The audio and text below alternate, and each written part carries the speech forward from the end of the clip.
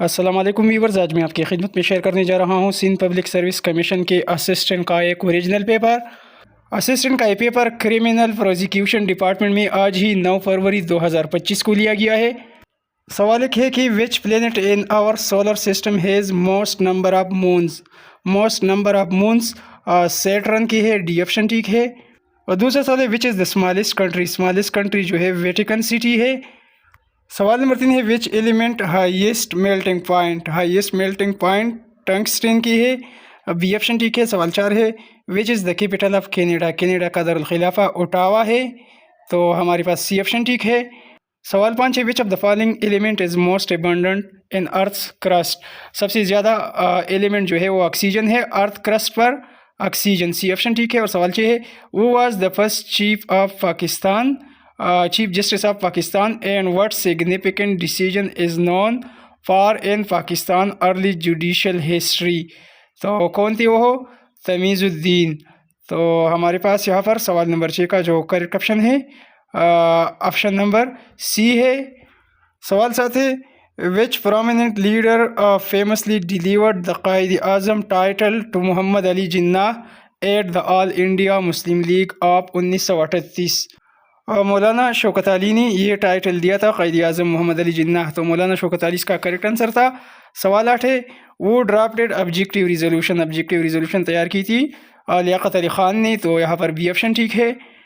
सवाल 9 है Pakistan hosted the 2023 D8 summit with which key focus area was to strengthen economic cooperation among member countries, तो इसका correct answer जो था digital transformation था, बी ऑप्शन ठीक है।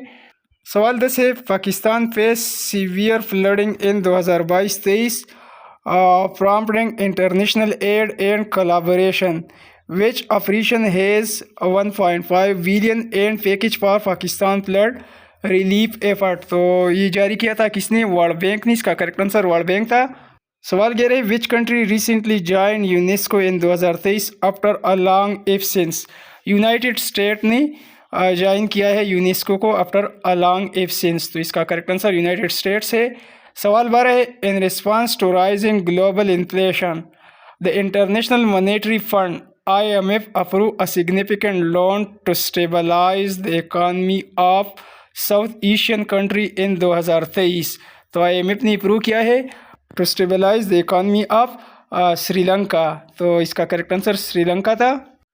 सवाल 13 in recent year the Abraham Accord mark a ground-breaking step toward normalizing relationship between Israel and several Arab nations. Which country signed on it at the latest member of these accords in 2023? तो इसका correct answer Sudan है।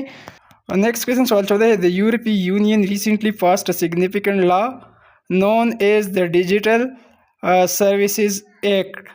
फिर इसके बाद है DSA the primary focus of this legislation, तो इसका primary focus जो है करेक्ट आंसर इसका ऑप्शन नंबर सी है, regulating online platform and protecting user rights.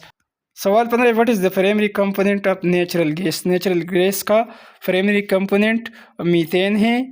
सवाल 16 है which vitamin essential for blood clotting, खून जमने के लिए, ब्लड क्लॉटिंग के लिए अहम विटामिन के है। नेक्स्ट क्वेश्चन सवाल नंबर 17 है which planet in our solar system rotates on its sides giving it a unique axial tilt about, तो इसका करेक्ट आंसर जो है हमारे पास यूरेनस है।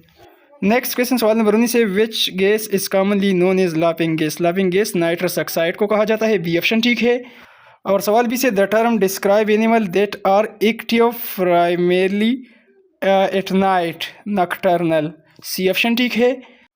हमारे पास पेपर थोड़ा सा ब्लर है लेकिन आप दोस्तों ने मेरे आवाज़ पर तवज्जो देना है। सवाल 21 में लिखा है कि which enzyme is responsible for breaking down starches into sugar during digestion, तो हो एमाइलेज है, बी ऑप्शन ठीक है।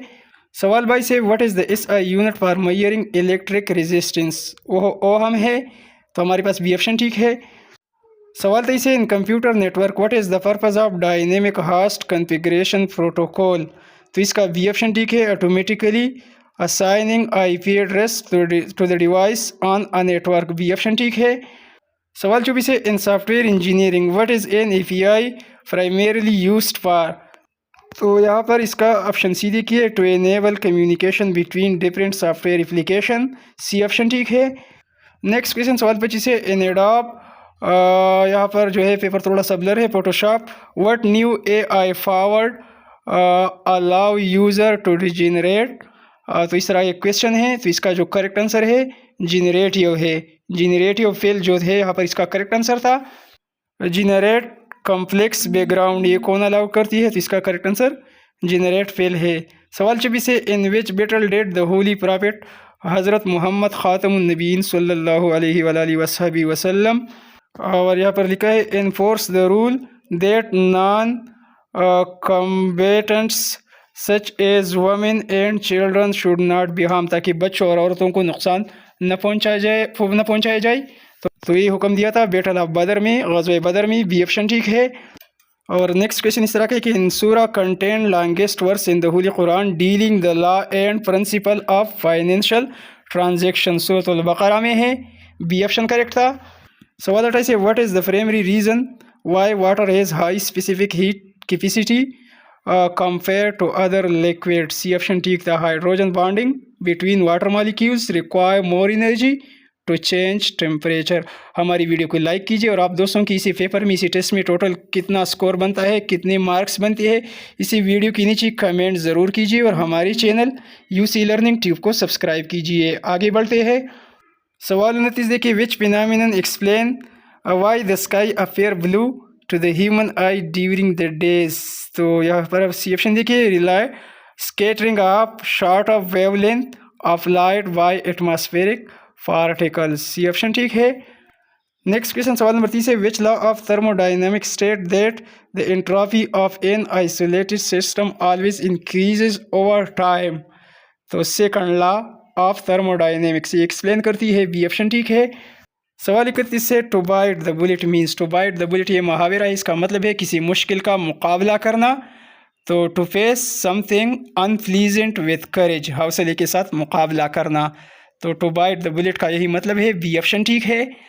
नेक्स्ट क्वेश्चन है सवाल 32 है, hit the nail on the head. यहाँ पर जो है इसका मतलब है hit the nail on road लिखा है, तो इसका मतलब है पॉइंट की तरफ आना, speaking directly to the point, C option ठीक है। सवाल 33 है, jump on the bandwagon implies, इसका मतलब है टू जॉइन्स अदर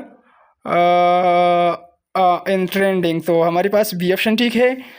और सवाल 34 है, by the skin of one teeth, इसका मतलब है accomplishing something with extreme difficulties. तो बी ऑप्शन ठीक है।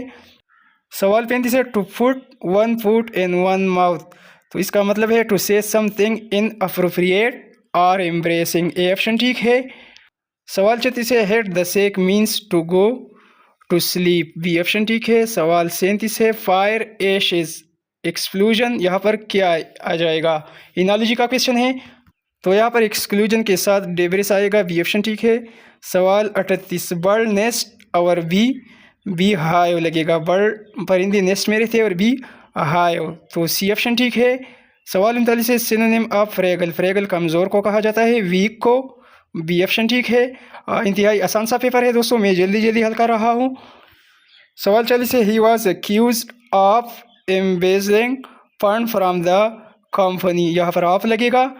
सवाल नंबर 41 में ऑप्शन सी लगेगा, एन पहले में एन लगेगा। She excels in mathematics but struggle with histories. सवाल 42 है, फ्रेगल ड्यूरेबल और ट्रांसलेंट, इसका लास्टिंग बनेगा, बी ऑप्शन ठीक है। और नेक्स्ट क्वेश्चन, कैट फिलाइन और बर्ड के साथ ईवीएन लगेगा, AVIAN, बी ऑप्शन ठीक है। Next question, Charles order ignorance के साथ नॉलेज लगेगा। सवाल 45 है, सिनोनिम ऑफ पुस्केट, इसका सिनोनिम ब्लर बनेगा। और सवाल 46 है, सिनोनिम ऑफ एफेमरल, तो एफेमरल का सिनोनिम क्या बनेगा, फ्लीटिंग बनेगा।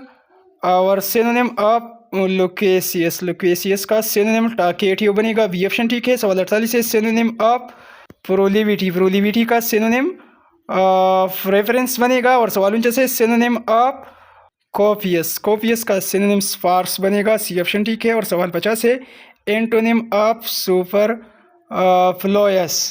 सुपरफ्लोयस का उलट वर्ड जो है इसेंशियल बनेगा डी ऑप्शन, ठीक है।